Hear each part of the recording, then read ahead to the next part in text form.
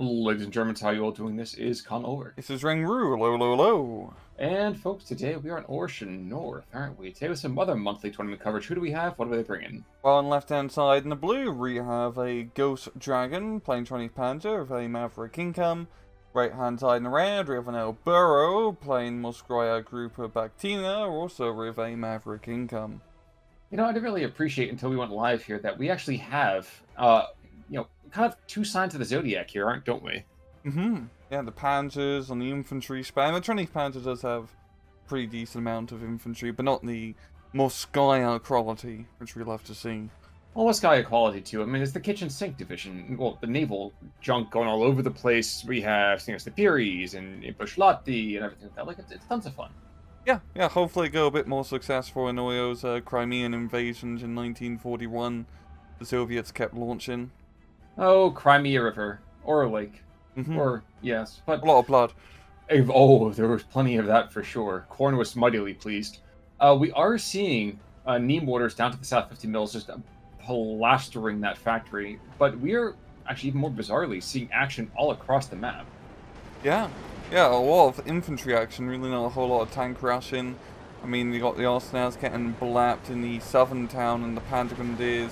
That's going to get sniped out, I think, out in the open. IL-2's coming in, so it's getting hot, and the Rowan 9's also trying to get the Spitfire. Good God. See, I'm trading snipers for, an IG-18G. I wonder which one I'd be taking here. But you have to let the 20th Panzer having the recon P3s. Like, that's always so much fun. Yeah, they're really, very good tanks. Oh, absolutely. Decent price, they can deal with T-34s, and they're just cost-effective. And they're cool. They certainly are. They certainly are. Now, I mean, the biggest thing here, though, like you said, is it going to be a vehicle play, or is it going to be just infantry galore? And I think we know, on the corners, it will be infantry galore. And yeesh, Zis-2 taking out that recon P3, so that is a devastating loss to the Southern front. Yeah, we'll probably just see, like you said, infantry on the flanks, and, once again, 20th Panzer, they have the tanks. Probably best if GhostDragon tries to push center, and then ElBurro just tries to push the flanks. And the flank push is going pretty well here for ElBurro. The knee mortars are doing a lot of damage, and now he's getting the flank around with some of his infantry, but not all of it, as actually quite a few have had to run away. For now. But I feel like every single thing that we were talking about the Panzers being wonderful, almost across the entire GAF, they've been picked off by Zis-2s. There's only one left that's all the way up north. And frankly, I mean, technically, that PTRD can do enough kind of flaking, chipping at the paint that eventually he will die. Yeah, he does have that possibility. We're just seeing this good effective use of fire support here from the Germans, which I think they should just have enough to win out that engagement. But really, I have to say nothing too decisive, but GhostDragon actually in the center has made a decisive push and got a very nice +2 bleed. For now. I feel like Bactina takes a little bit of time to kind of really come online. I mean, of course, if you check out their armor tab is a single card, and it doesn't come in until phase B. So yeah, there's that. It's just one card of tanks, comrade. That's all you get. I'm sorry, your collective did not give enough Patriots to the claws. One like equals one T-34. Exactly. Let's get them out of the factory. A super like gets you in 1945. Oh. Now, we are seeing a soft column kind of moving into the southern side here. Again, another P3 with 3 more squads of P-Grunts. Actually, excuse me, 2 P-Grunts and Shrem Pioneer. And I think they're coming just in time. Unfortunately, this is 2 also is redeployed and is going to be looking up that throat. So I feel like it's going to get real bad real quick. Yeah, that's a very good position for this too.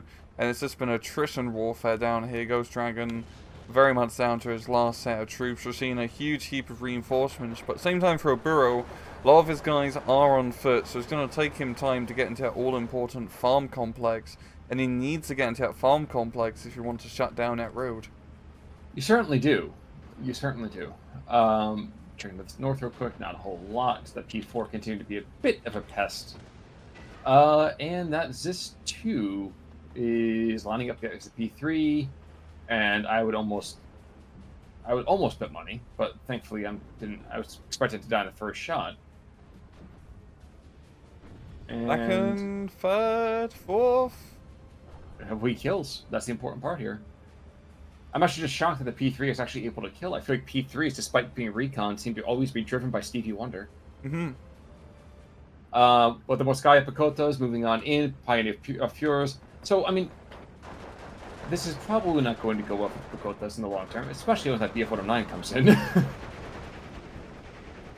Yikes. Yeah, an explosive finish. And Pan's Grenadiers, once again, in the forest, holding a position against long-range enemies. They're going to do pretty good. Because these Chernies, they're lovely infantry, they're pretty beefy, but only one machine gun. They do get all the semi-autos, so if it can get close, they can run out against the Panzergrenade. It's just about getting close to begin with. Or using the 50 mils. The 50 mils also work quite well. Issues of the 50 mils are going to run out of ammunition soon. One of them, maybe not. Okay. For some reason, I thought I read 11 shells on them, but no, 20 and 21. So a couple of barrages yet. But more disturbing, those short barrel P4s moving on in. Because those are going to be really bad. IL-2 coming in the north part of the southern side, taking out and destroying that church, which much feels like it should be a crime against orthodoxy, but maybe with the communism saints, they forgive them? I don't really know. They're literally just going to blow up the churches after the war. It's like a pretty big anti-church movement afterwards. Oh, absolutely. But equally, there's a pretty big anti-mortar movement as those brace of tanks moves on in. Yeah, getting some good hits. So there's this too in a very good ambush position. Probably going to be able to... Oh, no! No, he's a weird never mind. It's a very tight ambush position. That's a bit of a bummer, because F-Runs are going to get into that hill and pretty much shut down his push here. So GhostDragon barely holding on, but holding on to the flag, which all that matters. Here's the other thing, too, is that right now, all of ElBurro's troops are going down to the south, which means you can see right now it's 16-8 as another flag is picked up to the north. There's 2 more P3s being dispatched to the northern side. All the areas in which you'd expect to see tanks, we're not seeing tanks. All the areas in which you would think that tanks wouldn't be that effective, they're rumbling on forwards that this is the Ardennes. Yeah, I guess it's really the run advantage here of fighting against Bactinas and no tanks still B-phase thing definitely helps out GhostDragon a bit, because all he's doing is just buying cheap, spammy fire support tank. He hasn't really needed to invest in T-34s or the Beutesalling, because there's no need for it. You can just buy cheap 35-point tanks and get just as much value out of them in those more expensive tanks if you're just fighting bloody infantry. That certainly does seem to be the case. You know, and I'm actually kind of surprised we actually haven't seen the grill to be a little bit more active on that. I will say the air power's been a little underwhelming for Bactina. I would have thought that would have been a little more efficacious, let's say. Yeah. The Spitfires have been doing pretty good early on getting that reconnaissance, but now it is a little bit of anti-air in the field. That one Flak 43 will be enough to stop those Spitfires from flying around, spotting everything willy-nilly. Probably spitting out the cockpit trying to hit the Germans too. Well, yeah, I mean, considering the fact that they have like next to no ammunition in those planes, I can only imagine that's what they're doing. The Bushlotti, in the meantime, trying to flank around on those P4s, and there is enough of that I'm gonna annoy you to death, I'm not touching you kind of energy here, that we could see a kill, but it's far more likely that this 2 is finally redeployed and might... Never mind. Yeah. I thought he was going to get eyes on, but that's not to be done. I really do like how ElBurro is approaching this by trying to do a, this is pretty classic hammer and anvil maneuver of his infantry. The infantry coming in for the hammer attack usually end up getting blown up as they're probably a little bit too close to the edge. You might want to go a little bit deeper into the forest to flank around fully. But those PTRDs are just not, getting the D, and by the D I mean destruction of the enemy tanks. Well, yeah, you would think that being so long and, metallic, they would be a little more... potent. Exactly. But they might have been throwing spit wads at these tanks. Equally surprised that Zis 2 is getting just cheated out of the tiniest little slivers of sight here. Yeah. That's very, very tight. But you know what? At least the PTRDs aren't critting every single shot that they used to. It used to be, back in the Dark Ages, the early part of the Eastern Front, it was just constant. 17-7, by the way. We are finally into Phase B, And are we going to see a PE2 at all? No, not yet. IL2 is coming right back in after the P4 and the Führer. And it definitely feels like ElBurro needs his T-34s in the field. Down south, just a little bit of mobile fire support, but he's actually going very heavy on the aircraft to P3, another Spitfire being brought in out.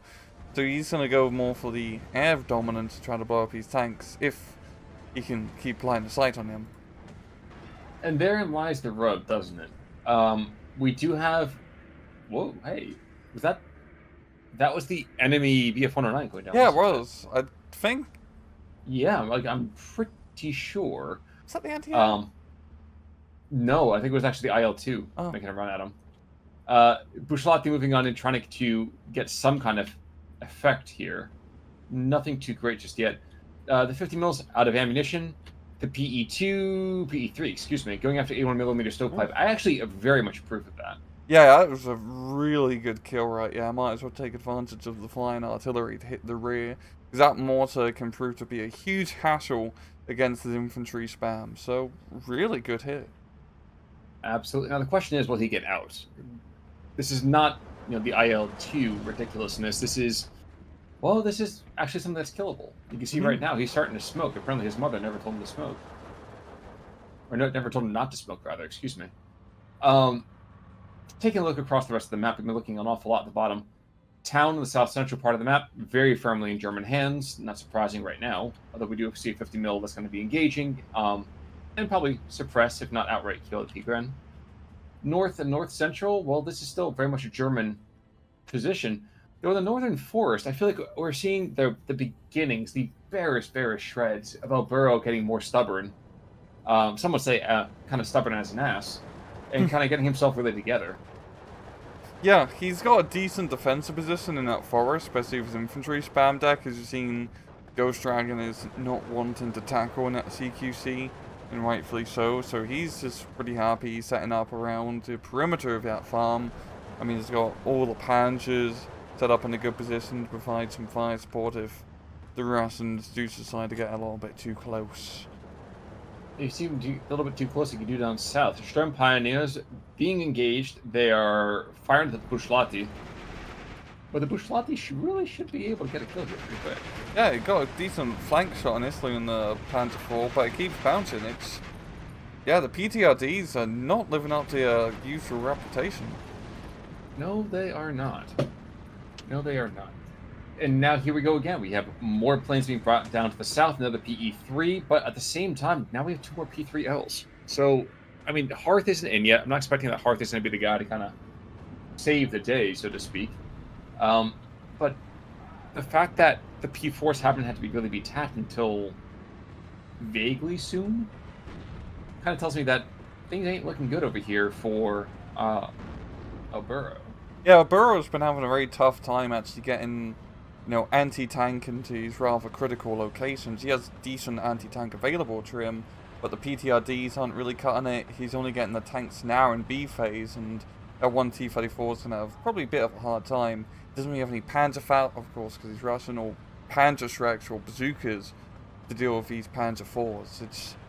He just needs to blow up his bloody tanks. I mean, there are a couple units I think that get Panzerfaust, aren't there? Yeah, it's like some of the engineer dudes, but it's not as common compared to the Germans for obvious reasons. Absolutely. Now, what I will say is there is one T-34, one brave T-34 on both sides. The one down south is being engaged by APCR and getting taken out, so that's one less there. And it's kind of funny to see APCR actually kill something. Northern side thinks it'll be even worse, which is hard to think that's going to be worse still. But hey, at the same time, too, we have 3 separate platoons of Strafniki being pushed on in. Yeah. So P-Grun's going to be engaged, but the P3 is not going to care. Once again, GhostDragon has just got himself into really good positions. He's got good killing fields, and he's doing a lot of damage on those Strafnikis with really not a whole lot. Apart from a lot of machine guns, because that's Germany for you. I guess here's the question, though. You're ElBurro. How do you come back from this, knowing the deck that he has? really, for the northern side, he keep getting caught out in the open here.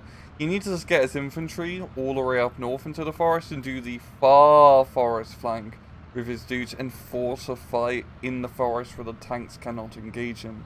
And then just try to surround the area and then hit it from all sides at once. I kind of felt the cauldron might be the best way to go through this, and I think he heard you, because you're seeing 4 squads of Strafniki and the dismayed groups otherwise kind of being redeployed slowly to the northern side. Mm-hmm. Yeah, because those Strafnikis, if they can get into position, can be absolutely deadly. And if you manage to set up at cauldron all angles, you're definitely going to find a rare, weak spot in one of those tanks eventually. Well, 2 does find a weak spot inside one of the P3s.